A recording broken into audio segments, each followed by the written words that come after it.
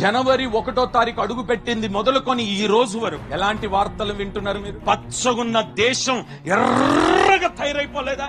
ఒక మాటలో చెప్పనా, గ్లోబల్ ఫెస్టివల్ అని ఒకటి పెట్టినారు యుఎస్ఏలో. ఆ ఫెస్టివల్ లో ఒక ఆడ మనిషి మాట్లాడుతూ స్కోర్లు వేస్తూ అంటది, ఈ దేశంలో దేవుడే లేదు, దానికి పెద్ద ఆశ్చర్యపడే పనే లేదు అని అన్నది. అన్న కొన్ని గంటలు కాలేదండి, దేవుని కోపం దిగొచ్చేసింది ఆ దేశం మీదకి. దేవుడు లేడు అన్న విన్న చెవులు వారు చూస్తుండగానే నేను ఉన్నానని నిరూపించుకున్నవాడు దిగి వచ్చినాడు అక్కడికి. సృష్టికర్తనైన నన్నే నువ్వు లేవనంటావా? నేను ఉన్నానని నిరూపించుకుంటే ప్రపంచంలో ఒక సింహాసన స్థానములో ఉన్న దేశం, ప్రతి ఎక్విప్మెంట్స్, ప్రతి టెక్నాలజీ ఉన్న దేశమే దేశం యొక్క నిప్పులను నేటి వరకు ఆపలేకపోయింది.